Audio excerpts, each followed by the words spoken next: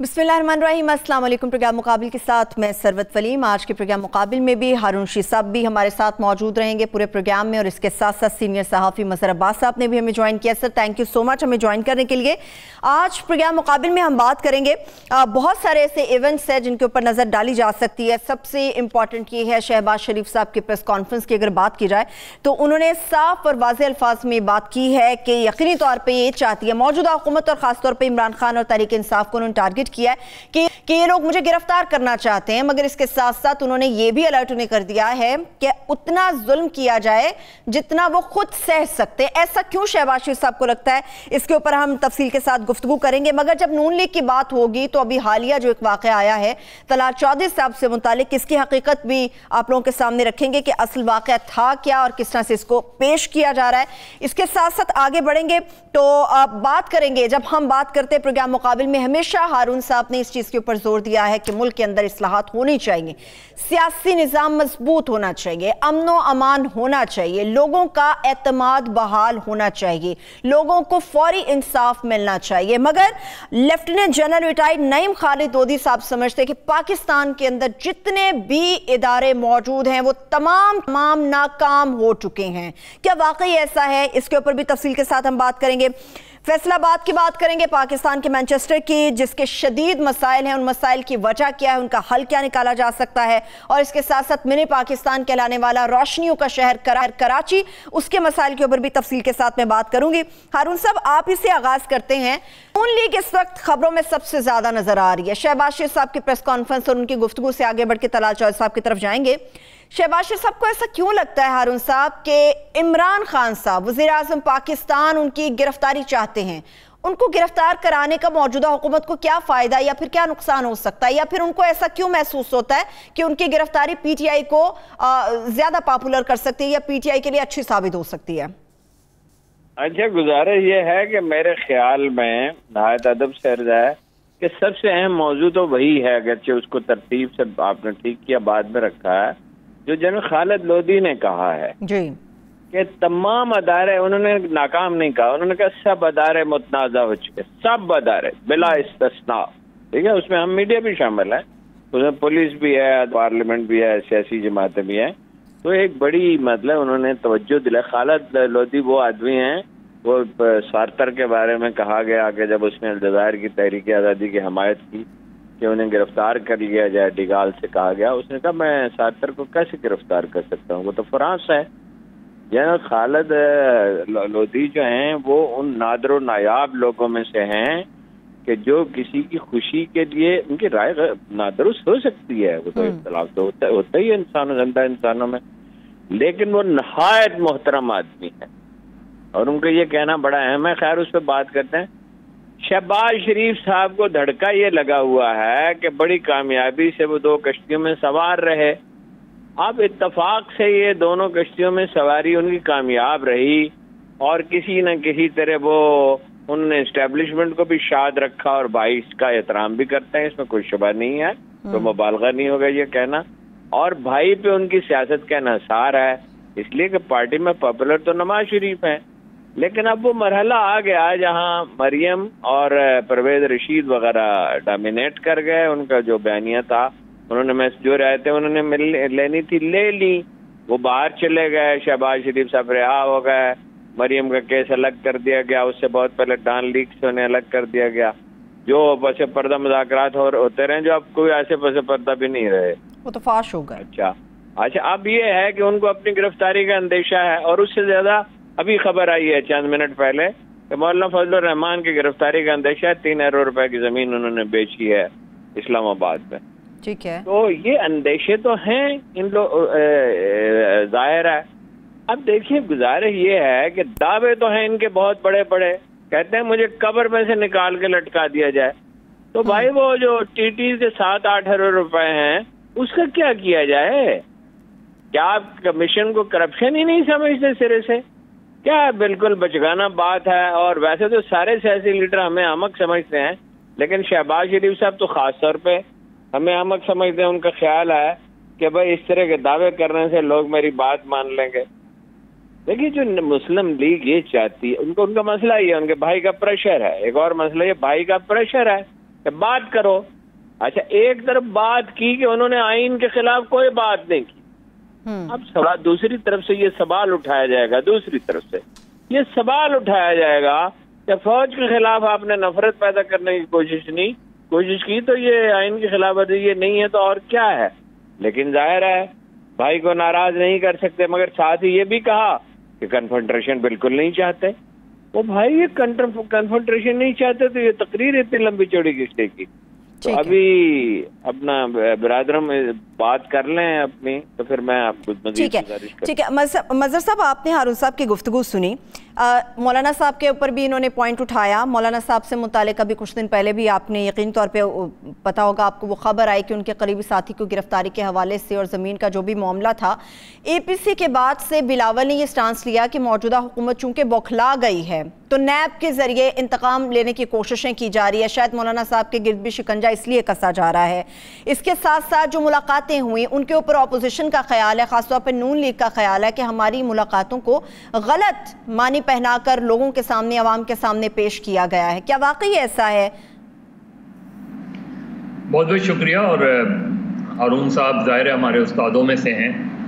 ہارون صاحب کے سامنے گفتگو کرنا کوئی بہت آسان نہیں ہوتا، لیکن میں آپ کو بتاؤں شہباز شریف صاحب کی پولیٹیکل ہسٹری کیا رہی ہے اور بڑی انٹرسٹنگ رہی ہے. لوگ شہباز شریف صاحب کو ظاہر مفاہمت ایک طرف سے مسلم لیگ مفاہمت گروپ اگر میں کہوں، اور میاں نواز شریف کو مسلم لیگ مزاحمت، جو خاص طور پہ 2016 کے بعد ہمیں نظر آئی.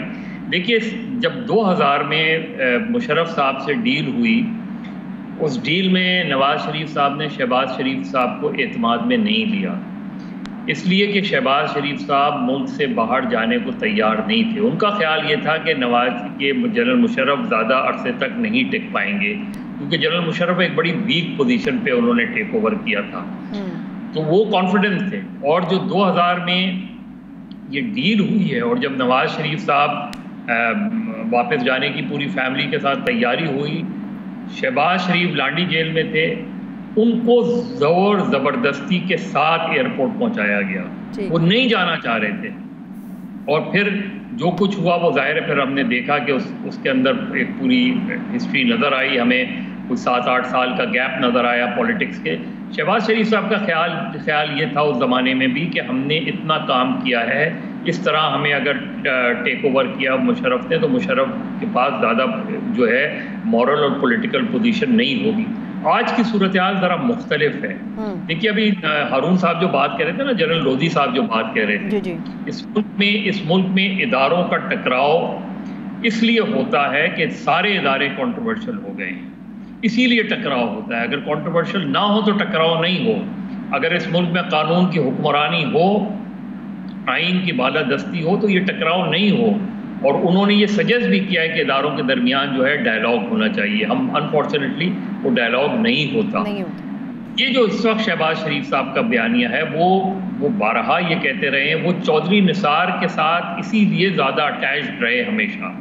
ہمیشہ ان کا چودھری نثار کے ساتھ کلوز وہ رہا. وہ اسٹیبلشمنٹ سے بھی جو ملاقات کرتے تھے چودھری نثار کے ساتھ جا کے کیا کرتے تھے. وہ ساری معاملات جو ہے شہباز شریف اور چودھری نثار اور میاں صاحب کی کنسرن سے ہوتا تھا یہ سب کچھ. آج جو صورتحال یہ ہے کہ جب جی ٹی روڈ والا واقعہ ہوا تو اس وقت بھی شہباز شریف صاحب کا خیال تھا کہ جی ٹی روڈ، اور چودھری نثار کا بھی، کہ جی ٹی روڈ کا راستہ میاں صاحب افورڈ نہیں کر سکتے. اور وہ خاصی حد تک درست تھے کیونکہ مسلم لیگ ڈی این اے ایجیٹیشن والا نہیں تھا. اب جو شہباز شریف صاحب کی پرابلم ہے وہ ان کو ایک اسپیس ملا جی ٹی روڈ کے بعد. میاں صاحب نے کہا شہباز شریف سے کہ آپ مفاہمت کر کے دیکھ لیں. انہوں نے مفاہمت کی کوشش کی. اس مفاہمت کے نتیجے میں میاں نواز شریف جو ہے وہ لندن چلے گئے. اس پالیسی کے نتیجے میں شہباز شریف صاحب کا گلہ صرف یہ ہے، جو برملا وہ نہیں کرتے، کہ میاں صاحب جو ہے وہ ان کو پورا ریلیف مل جاتا ہے اور جو سفرنگ ہوتی ہے وہ ان کے کھاتے میں آ جاتی ہے. یعنی ان کا بیٹا بھی بند ہے، وہ خود بھی جیل جا سکتے ہیں، سیریس چارجز ہیں. لیکن جو اس ملک میں احتساب کا نظام ہے بدقسمتی سے، اور ہارون صاحب زیادہ بہتر اس پہ روشنی ڈالیں گے، اس ملک میں احتساب کا نظام یہ ہے کہ کڑا احتساب ہو سکتا ہے لیکن اسے ہم سیاسی انتقام کی شکل دے دیتے ہیں. یعنی اگر آپ دیکھیں کہ شہباز شریف، opposition, Maulana Fazal Rahman, all of sudden نے نئی چیز نکل آئی. لیکن اگر دوسری طرف BRT دیکھیں تو BRT میں اسٹے کا سہارا لے لیا جاتا ہے، باقی معاملات میں خاموشی اختیار کی جاتی ہے. دوا سازی کے معاملے میں جو انکوائری ہوئی تھی وہ غائب ہو جاتی ہے. نیب کے کیسز لو پروفائل میں چلے جاتے ہیں حکمرانوں کے. اس لیے اس ملک میں عام آدمی جو ہے اس احتساب کو سیاسی انتقام کی نگاہ سے دیکھتا ہے. تو جب تک اس نیریٹو کو نہیں دور کیا جائے گا اور جو نیب کے اوپر سب کا اعتماد نہیں ہوگا اس وقت تک ہمیشہ احتساب کو سیاسی انتقام کی ہی نگاہ سے دیکھا جائے گا. لیکن ٹھیک ہے ہارون صاحب، مظہر صاحب اپنی باتوں میں بالکل بجائے ہیں، کیونکہ شہباز شریف صاحب نے بھی کہا ہے کہ معلم جبہ کی بات کر لیتے ہیں تو اس کے اوپر کوئی ہمیں اپڈیٹ نظر نہیں آتی. ہیلی کاپٹر انکوائری کیس ہے اس کے اوپر ہمیں کوئی نظر نہیں آتی چیز.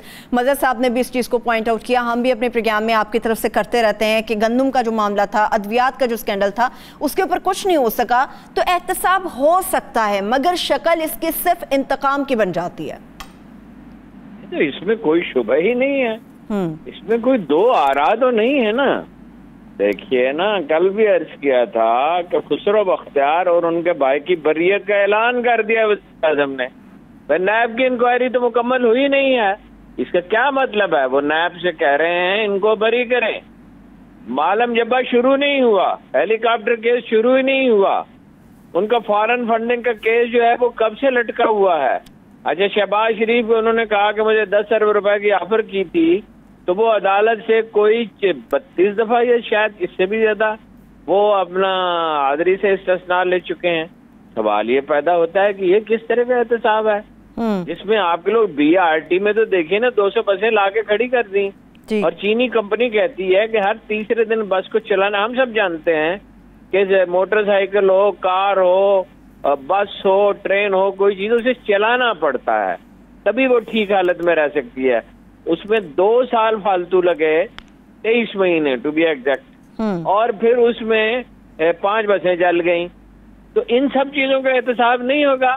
احتساب ہوتا ہے طاقتوروں کا. طاقتور لوگ کون ہوتے ہیں؟ حکومت میں ہوتے ہیں. ایک وفاقی ٹیکس محتسب نے کہا زرداری صاحب سے کہ انہوں نے پوچھا ٹیکس بڑھ سکتا ہے؟ انہوں نے کہا ہاں بڑھ سکتا ہے. 10-12 بڑے ٹیکس ڈیفالٹر گرفتار کرنا ہوں گے، اس میں آپ کی پارٹی کے بھی 2-3 آدمی ہو سکتے ہیں. انہوں نے کہا اس کا تو میں متحمل نہیں. انہوں نے کہا پھر ٹیکس کبھی نہیں بڑھے گا. دیکھیے گزارش یہ ہے کہ وہ انصاف تو کوئی کر ہی نہیں رہا نا، حکومت نہ اپوزیشن. اب اپوزیشن کے معاملے میں یہ ہے، دیکھیے شریف خاندان کا ایٹیٹیوڈ کیا ہے کہ جو عرب بادشاہوں کو اختیارات حاصل ہیں وہ ہمیں حاصل ہوں. نواز شریف نے اعلانیہ کہا، حال باقیوں کا بھی یہی ہے، یہ ذرا زیادہ پوزیسو ہے. انہوں نے اعلانیہ کہا نواز شریف صاحب نے، اگر میرے ایسٹس میری آمدن سے زیادہ تو کسی کو تکلیف کیا ہے؟ بھائی یہی تو بنیادی تکلیف ہے. 2 ہی تو کام ہوتے ہیں، ایک ملک کا دفاع اور ایک ٹیکس کلیکشن. اگر وزیر اعظم ٹیکس نہیں دے گا تو وہ وزراء کیسے دیں گے؟ جاگیردار کیسے دیں گے؟ بولے جاگیرداروں کو ویسے استثناء دے رکھا ہے. آپ کے اوپر سنگین الزامات ہیں، صحیح یا غلط آپ کو اس کی جواب دہی کرنی ہوگی. آپ کا رابطہ انڈین اسٹیبلشمنٹ کے ساتھ، آپ کا رابطہ ہے وہاں بھی بہت سے مشکوک لوگوں کے ساتھ. آپ کا اسامہ بن لادن سے رابطہ رہا. میں اس ہوٹل میں گیا ہوں، میں نے اس جگہ کو دیکھا ہے. میں نے جو آدمی افسوس کہ وہ زندہ نہیں ہے، میں نے اس کی زندگی میں ویسے 20 دفعہ یہ بات کہی. خالد صاحب جو تھے، خالد خواجہ، اس نے اسامہ بن لادن سے اس وقت کی کرنسی کے حساب سے اگر حساب کیا جائے تو اب تو خیر وہ 3 ارب روپے بنیں گے. 1.5 ارب روپے اسامہ بن لادن سے آپ نے لیے. آپ نے سازشیں کی جمہوریت کے خلاف. آپ جو مرضی کریں، میں یہ نہیں کہتا باقیوں نے نہیں کی، عمران خان نے نہیں کی یا پیپلز پارٹی نے کی یا MQM نے نہیں کی. MQM کے در دولت پہ یہ سب جاتے رہے.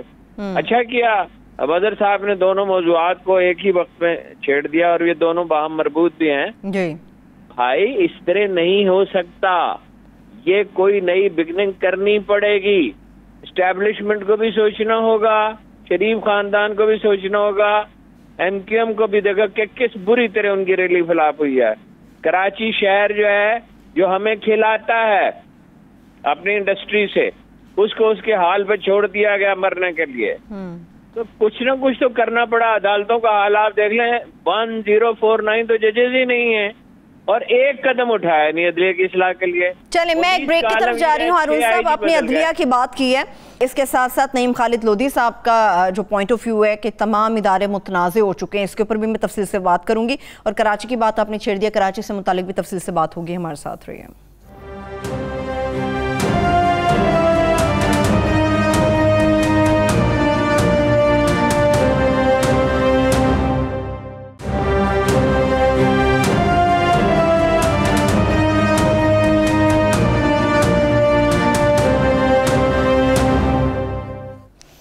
بریک کے بعد ایک بار پھر سے پروگرام میں ہم آپ کو خوش آمدید کہیں گے. مظہر صاحب, بریک سے پہلے جو ہارون صاحب گفتگو کر رہے تھے اور جس طرح سے خالد لودھی صاحب کے متعلق ہم گفتگو بھی آگے کرنے جا رہے ہیں, نیب کی جب ہم نے بات کی تھی, احتساب کی بات کی ہے, خالد لودھی صاحب کا یہ پوائنٹ ہے کہ تمام ادارے اس وقت متنازع ہو چکے ہیں. نیب احتساب کے نام پہ کارروائی کرتا ہے, مگر اسے انتقام اس لیے کہا جاتا ہے کیونکہ آپ کو یاد ہوگا عدالت کے بھی ریمارکس نیب سے متعلق یہ آ چکے ہوئے ہیں کہ مکمل اور ٹھوس شواہد موجود نہیں ہوتے مگر یہ کسی بھی شخص کو اٹھا لیتے ہیں.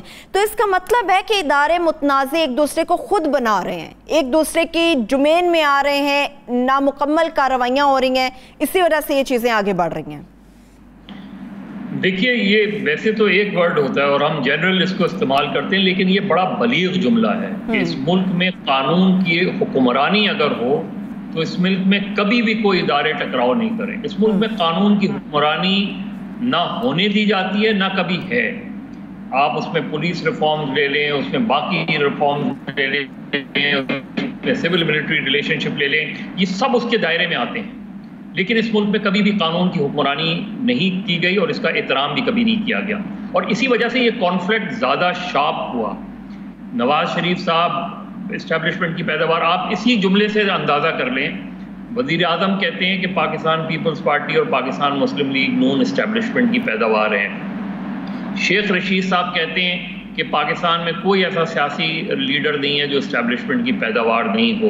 دیگر لوگ بھی, اگر یہ مفروضہ مان لیا جائے جو کافی حد تک درست ہے, پیپلز پارٹی کے حوالے سے نہیں لیکن ذوالفقار علی بھٹو سے لے کے نواز شریف صاحب تک, الطاف حسین صاحب تک, بہت سے لوگ عمران خان صاحب تک کو کہتے ہیں, تو اگر یہ مان لیا جائے تو اس ملک میں پھر یہ بات تو درست ہے نا کہ پاکستان میں 73 سالوں میں پولیٹکس صرف اسٹیبلشمنٹ نے کی ہے. انہوں نے لوگ پیدا کیے, انہوں نے جماعتیں بنائیں, انہوں نے جماعتیں توڑی, انہوں نے حکومت بنائی, انہوں نے حکومت توڑی. تو سب سے پہلا ریویو جو ہے وہ اسٹیبلشمنٹ کو اپنے پولیٹیکل رول پہ کرنا چاہیے کہ ان کی ڈومین یہ ہے یا نہیں ہے, ان کی ڈومین میں یہ چیز آتی ہے یا نہیں آتی. بعد میں پھر پولیٹیکل پارٹی, اب نواز شریف صاحب یا شریف فیملی کا تو سیاست سے کوئی تعلق نہیں تھا, کیوں لایا گیا, کیوں بنایا گیا, کیوں گروم کیا گیا, اس کی کیا ضرورت پڑ گئی تھی؟ اس لیے کہ پیپلز پارٹی کو وہاں کاؤنٹر کرنا تھا. اسی طریقے سے کراچی میں ایم کیو ایم کی پرورش کس نے کی, ایم کیو ایم کو کس نے پروان چڑھایا, کس کے خلاف پروان چڑھایا, کیوں اس کے بعد ایم کیو ایم کو توڑا تو ایک اور گروپ کھڑا کر دیا گیا. جب تک یہ چیزیں درست نہیں ہوں گی پاکستان میں گورننس کے معاملات بھی رہیں گے, حکمرانی اسی طرح. عدلیہ دیکھ لیں آپ, ہمیشہ ہر ملٹری ڈکٹیٹر کو آپ نے نظریہ ضرورت کے تحت لا کے بیٹھا دیا گیا, پھر اس کو یہ بھی اختیار دے دیا گیا کہ جائیں آپ جو ہے وہ آئین میں ترمیم بھی کر سکتے ہیں چندے کو. تو ہمارے یہاں جب تک یہ چیزیں نہیں ہوں گی, پھر یہ corruption, political deep rooted corruption, کاروبار بن گیا سیاست ایک کاروبار بن گئی. آپ 70s تک یا 77 تک کے پولیٹیشینز کو دیکھیں, ان میں بہت سے اختلافات تھے, بڑے شدید ایک دوسرے سے اختلافات تھے, لیکن آپ کو وہاں کرپشن کا ایلیمنٹ 0% نظر آئے گا یا بہت کم % نظر آئے گا. آپ 80s کے بعد کے پولیٹکس دیکھ لیں, اس میں کرپشن آپ کو بڑھتی ہوئی نظر آئے گی.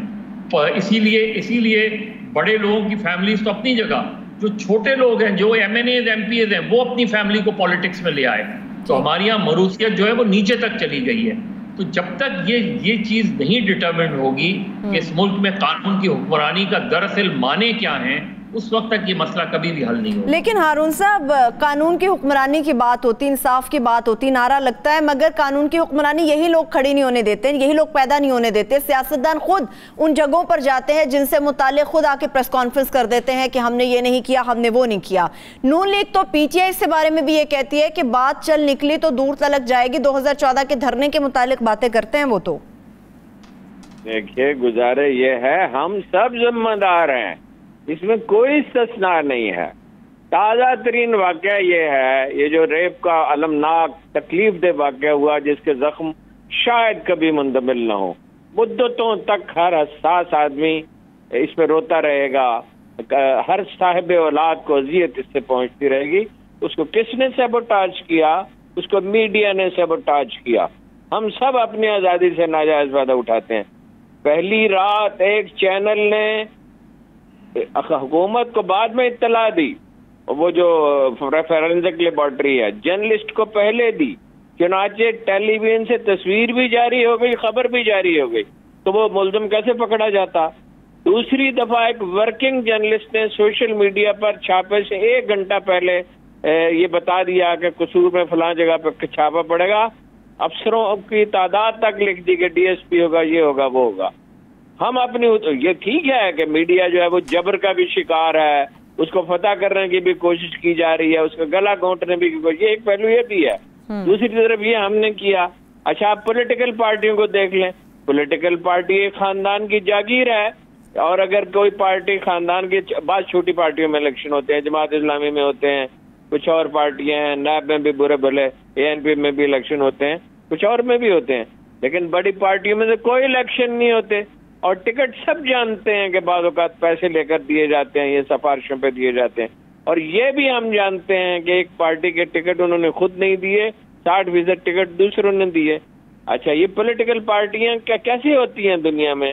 فرانس میں کوئی انتخابی حلقہ ہے، یا اٹلی میں ہے، یا جاپان میں ہے، اس کے ڈیلیگیٹس فیصلہ کریں گے کہ وہاں ان کا قومی اسمبلی میں کون جائے گا اور سینٹ میں کون جائے گا، اور اگر کوئی صوبائی اسمبلی ہے کون جائے گا۔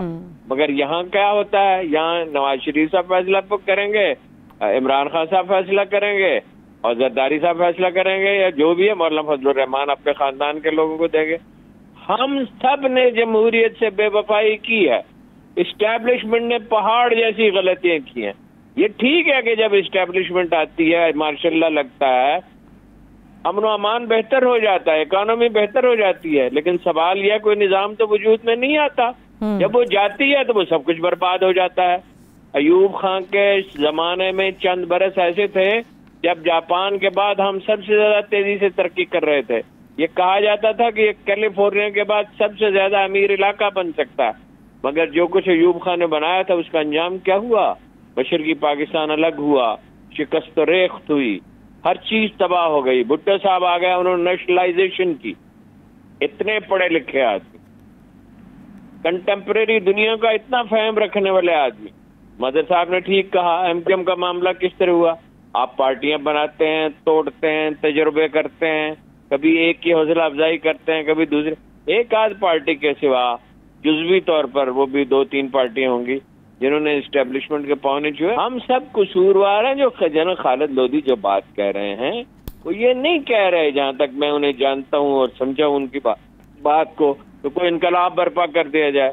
فوجی نہیں انقلاب کبھی لایا کرتے دنیا میں، نہ وہ یہ کہہ رہے ہیں کہ زبردستی کوئی فارمولہ مسلط کیا جائے، مگر ڈائلاگ تو شروع کریں بھائی، لوگ اپنی غلطیاں مانیں، کوئی سسٹم وضع کیا جائے۔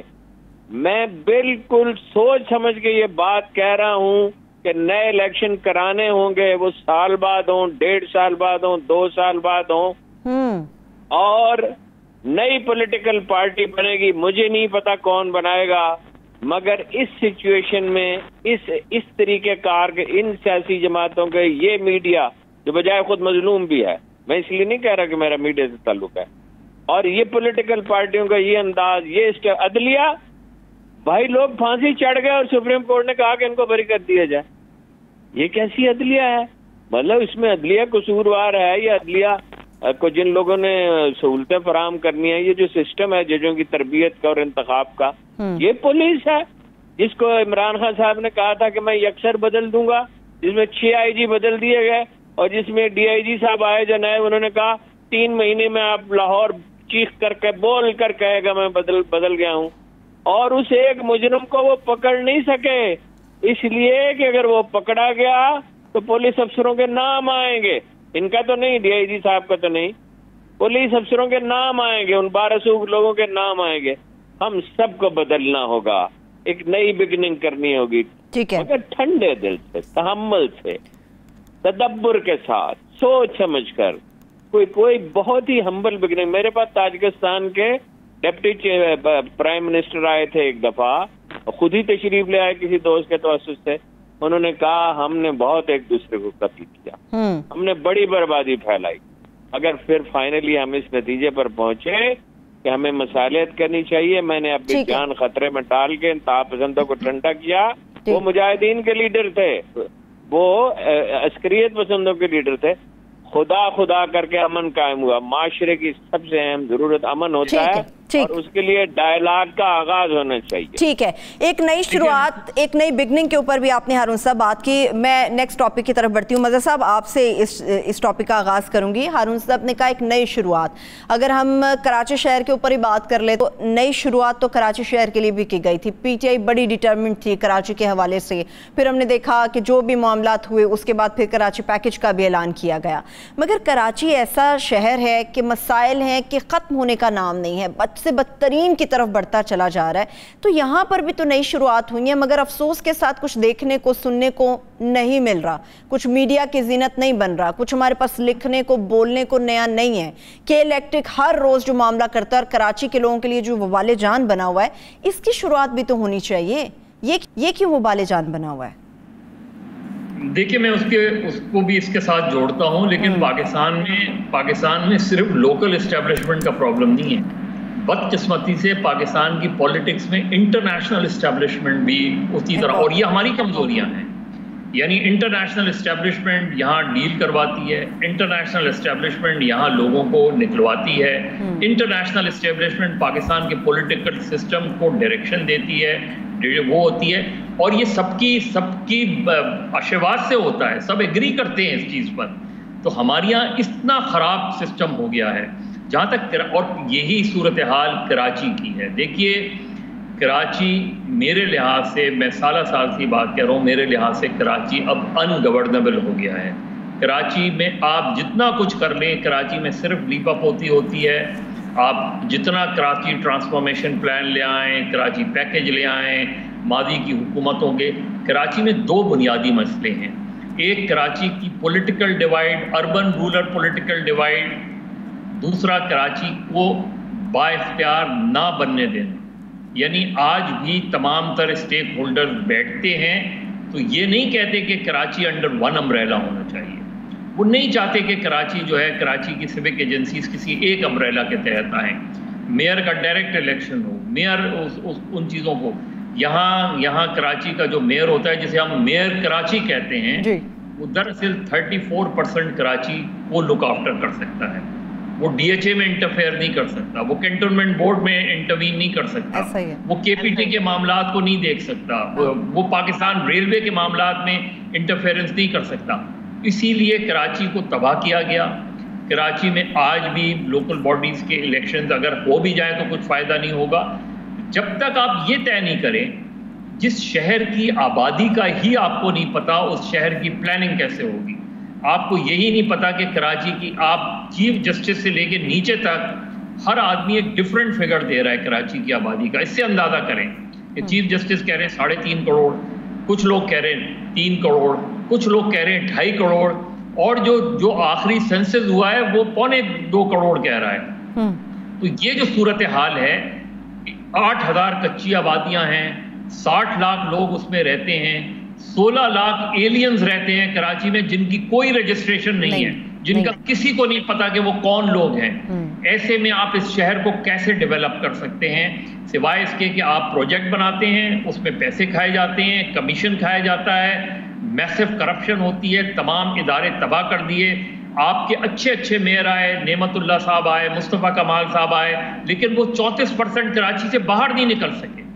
اس لیے کہ ان کو باہر نکلنے نہیں دیا. لیکن مظہر صاحب انہوں نے 34% کے اوپر کام بھی کیا, وہ نظر بھی آیا. نہیں بیوی, میں وہی بتا رہا ہوں. دیکھیے مصطفیٰ کمال نے انڈر پاس بنا دیے, کچھ چیزیں نعمت اللہ صاحب نے کچھ اسٹارم ڈرین سسٹم کو, کچھ پارکس کو بہتر بنا دیا. کراچی کا بنیادی مسئلہ یہ نہیں ہے. کراچی کا بنیادی مسئلہ یہ ہے کہ آپ لوگوں کو سیٹل کدھر کر رہے ہیں. جب آپ ہزاروں کی تعداد میں کچی آبادیاں بناتے رہیں گے, جو ارریگولر جو ہے وہ وہاں کنیکشنز ہوتے ہیں, گیس کنیکشنز ہوتے ہیں, تو یہ جو مافیا ہے, چاہے وہ واٹر بورڈ کی مافیا ہو, بلڈنگ کنٹرول کی مافیا ہو, دوسرے سیوک ایجنسیز کی مافیا ہو, جب تک اس مافیا کو نہیں توڑا جائے گا, جو کہ مجھے نہیں لگتا کہ توڑا جائے گا, کراچی میں اسی طریقے سے چیزیں ہوتی رہیں گی. کچھ چیزیں بظاہر آپ کو, وہ جس طرح ہمارے دوست ہیں احمد نوید, ان کا شعر ہے کہ عمارت کی مرمت اس طرح کی جائے سارے ایپ چھپ جائیں. تو ایپ تو اپنی جگہ موجود رہیں گے, صرف آپ مرمت کر لیں گے, سڑکیں بن جائیں گی, کچھ اس میں کمیشنز ہوگا. نہ اس شہر میں جس شہر کی سرکولر ریلوے ہو, جس شہر میں پبلک ٹرانسپورٹ ہوتی ہو, جس شہر میں ٹرام چلتی ہو, جس شہر میں سڑکیں دھلتی ہوں, اس شہر میں نہ پبلک ٹرانسپورٹ ہے, نہ پینے کا صاف پانی ہے. پانی کا ٹیکس لوگ دیتے ہیں, پینے کا صاف پانی ان کو نہیں ملتا. وہی ادارہ اپنے ٹینکر چلاتا ہے اور ساتھ میں مجھے ٹیکس کا نوٹس بھی بھیجتا ہے کہ میں ٹیکس بھی دوں اس کا. ایسے میں آپ اس شہر کو کیسے بہتر کر سکتے ہیں؟ ٹھیک ہے, لیکن ہارون صاحب عمران خان صاحب تو اسی لیے آئے تھے نا, مافیا کو توڑا جائے گا. کراچی کے اندر جو اتنے بڑے بڑے مافیا ہے, کے الیکٹرک کے ہم ذکر کر لیتے ہیں, مظہر صاحب نے بھی کہا کہ اصل معاملہ یہ ہے کہ یہ لوگ مافیاز ہیں. یہ مافیاز اگر توڑے نہیں جانے, ان کے خلاف آواز نہیں اٹھائی جانی, کوئی ایکشن نہیں ہونا, تو پھر ان باتوں کا کیا فائدہ ہے؟ کراچی شہر کو کس کے رحم و کرم پر چھوڑا جائے گا؟ پھر عمران خان صاحب نے اسٹیٹس کو سے سمجھوتا کر لیا اور 30 اکتوبر 2011 کے فوراً بات کر لیا, جب انہوں نے اس تھیوری کو تسلیم کر لیا کہ روایتی الیکٹیبلز کو شامل کیا جائے گا. دیکھیے کراچی کی آبادی جو ہے اس کے اتھنٹک اعداد و شمار موجود ہیں. یہ جو مردم شماری کی گئی ہے یہ غلط ہے. ورلڈ بینک تسلیم کرتا ہے یہ 2.5 کروڑ کی آبادی کا شہر ہے تقریباً. اچھا, مہتاب کریم ہیں ایک بڑے ایکسپرٹ, وہ کہتے ہیں کم از کم 2.5 کروڑ ہے. عارف حسن اگرچہ آرکیٹیکٹ ہیں مگر انہیں بڑی اتھارٹی سمجھا جاتا ہے, وہ کہتے ہیں 2.5 سے 3 کروڑ ہے. اب یہ سب لوگ مانتے ہیں. ہوا یہ ہے کہ جو لوگ, بہت سے لوگ جو ہیں پختونخوا سے, پنجاب سے, سرائکی بیلٹ سے, بلوچستان سے, انٹیریئر سندھ سے, ان کے شناختی کارڈوں پر پتہ پرانے لکھے ہوئے ہیں, تو جان بوجھ کے انہیں الگ رکھا گیا. اب سندھ حکومت یہ تو احتجاج کرتی ہے کہ سندھ کی آبادی کم دکھائی گئی ہے, مگر یہ نہیں کہتی کہ کیپٹل کی آبادی کم دکھائی گئی ہے, اس لیے کہ کیپٹل سے انہیں دلچسپی نہیں ہے. میں بالکل اس سے اتفاق کرتا ہوں کہ بھئی یہ کیسا میئر ہے جس کا 34% پہ اختیار ہو. آپ کو یاد ہے کہ 70s میں 80s میں آپ نے پڑھا ہوگا, میں تو اس زمانے میں مطلب کافی انٹرنیشنل میڈیا دیکھتا تھا, میری ڈیوٹی تھی, تو نیو یارک شہر گنڈا گردی کی آماج گاہ بن چکا تھا, ہارلم کا علاقہ خاص طور پہ. مگر ایک میئر آیا جولیانی اور اس نے 0 ٹالرنس کی پالیسی اختیار کی. آپ آج ہارلم میں جائیں تو وہ بالکل ویسے ہی ایک علاقہ ہے جیسے باقی علاقے ہیں. بھائی بلدیاتی اداروں کے بغیر جدید طرز حکومت کا کوئی تصور نہیں ہے, اور ان کے پاس پولیس ہونی چاہیے جیسی کہ نیو یارک میں ہے, لندن میں ہے, کلکتہ میں 1 صدی پہلے ٹرین بنی تھی. نعمت اللہ خان صاحب نے ٹرین کا ایگریمنٹ کر لیا تھا. اگر آپ کام کرنے دیں, ایک شہر میں 34 ادارے کیسے ہو سکتے ہیں؟ کیونکہ کنٹونمنٹ بورڈز ہیں, وہ فلاں بلدیہ ڈی ایچ اے والے ہیں. بھائی اگر آپ ان کی نمائندگی چاہتے ہیں, آپ بلدیہ میں ہی ان کو نمائندگی دیں نا, اسے کوئی سسٹم بنائیں, بیٹھیں. بلدیاتی ادارے دیکھیے صوبے نہیں بن سکتے فوری طور پہ, صوبے بنیں گے پورے ملک میں بنیں گے.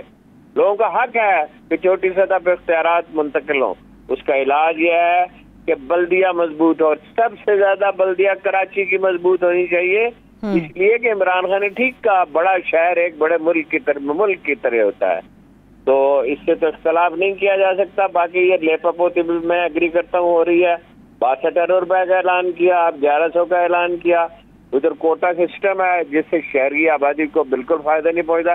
پہلے تو ان کے حقوق ہڑپ کر لیے, اب جو دیہی ان کے جو لوگ ہیں جو بیچارے وہ بھی مصیبتوں کے مارے ہی ہیں ویسے, تو وہ اب شہر سے اپلائی کرتے ہیں. کے الیکٹرک ہے, اسے جو انویسٹمنٹ کرنی تھی وہ نہیں کی ہے. اچھا, کھمبوں کی قیمت پہ انہیں بیچ دیا گیا, پھر 2000 ایم کے مشرف صاحب کے دور میں، پھر 2009 میں دوبارہ بھیج دیا گیا. تو یہ اس طرح تو معاملات نہیں چل سکتے نا بھائی. کوئی نہ کوئی آپ کو معاملہ طے کرنا ہوگا، اور اس کا طریقہ یہ ہے شائستہ مہذب ماحول میں بتدریج ایک پروسیس. ہر جینوئن چیز بائی پروسیس ہوتی ہے. چلیے اب آغاز تو کیا ہارون صاحب، اب آغاز تو کیا ہے پی ٹی آئی نے سندھ حکومت کے ساتھ مل کے. لیٹس سی اس کے کیا نتائج ہے سب سے زیادہ. ٹھیک ہے، مجھے ایک بریک کی طرف جانا ہے. تھینک یو سو مچ. ابھی ایک بریک کی طرف چلتے ہیں. جب بریک سے واپس آئیں گے تو چونکہ انڈسٹری سے متعلق بھی بات چلنے کے لیے ہے، فیصل آباد کی ٹیکسٹائل انڈسٹری کے حوالے سے خاص طور پہ گفتگو کریں گے، اور اس کے ساتھ ساتھ فیصل آباد میں جو طلال چودھری صاحب کا واقعہ پیش ہے اس سے متعلق بھی حقیقت آپ کے سامنے رکھیں گے. ہمارے ساتھ رہیے.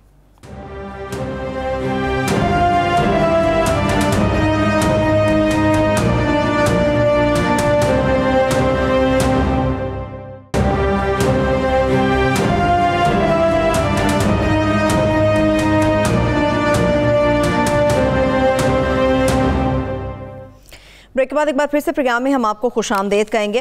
فیصل آباد کی ٹیکسٹائل انڈسٹری سے متعلق بات کریں گے، مگر فیصل آباد کا واقعہ ہے. مظہر صاحب آپ کی طرف آؤں گی. یہ معاملہ کیا ہے جو طلال چودھری صاحب کے حوالے سے خبروں کی زینت بنا؟ کیا ہوا کیا نہیں ہوا، کچھ معلوم ہے؟ حقیقت کیا ہے؟ نہیں، میرا خیال ہے دیکھیے ابھی تک تو چونکہ دونوں طرف سے مجھے لگ یہ رہا ہے، دیکھیے فیصل آباد کی جو مسلم لیگ نون کی پولیٹکس ہے اس میں بہت زیادہ گروپنگز ہیں.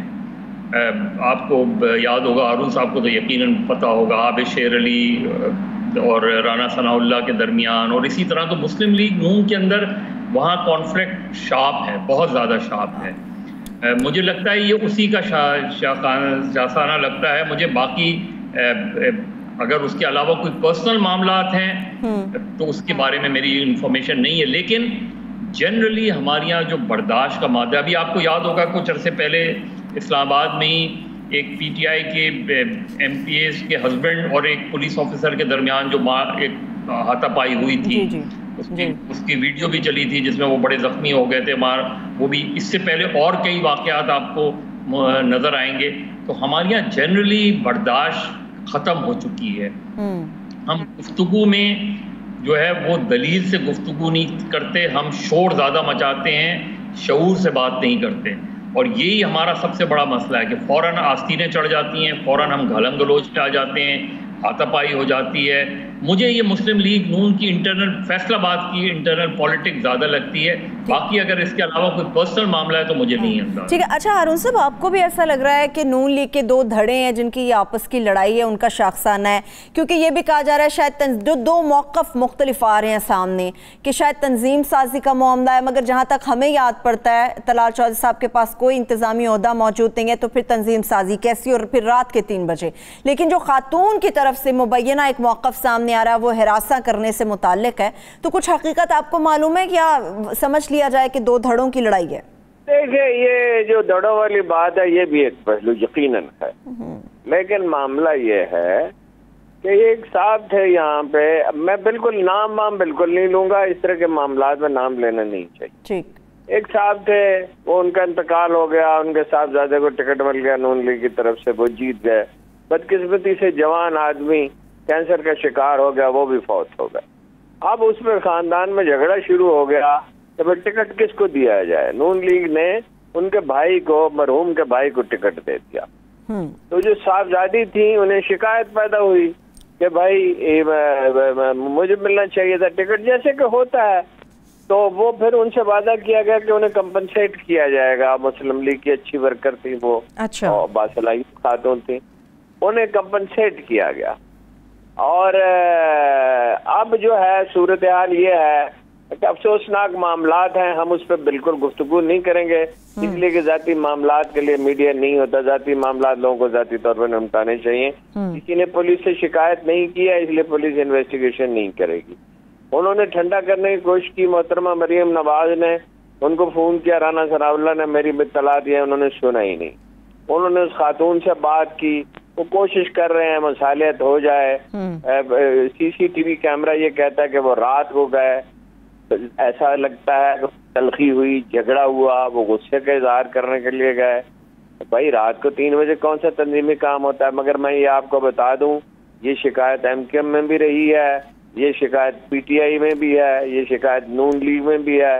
میرے پاس ایک طویل فہرست ہے واقعات کی, میں نے کبھی نہ انہیں بیان کیا ہے, مجھے لکھ کے بھیجا, بعض لوگوں نے بہت سی معلومات دی ہیں, مگر میں نے کبھی بیان کیا, نہ کبھی کروں گا. لیکن فیصلہ آباد سے اور بہت تشویشناک خبریں آ رہی ہیں. اچھی ذرا ان کی طرف ہی بڑھتے ہیں. پھر پاکستان کا سب سے بڑا جو تیسرا بڑا شہر ہے, جیسے کراچی ہے بیسیکلی, پھر لاہور ہے, پھر فیصلہ آباد ہے, اس کو کہا جاتا ہے کہ بھائی پاکستان کا مانچسٹر, آج بھی وہاں سے متعین ہوتا ہے.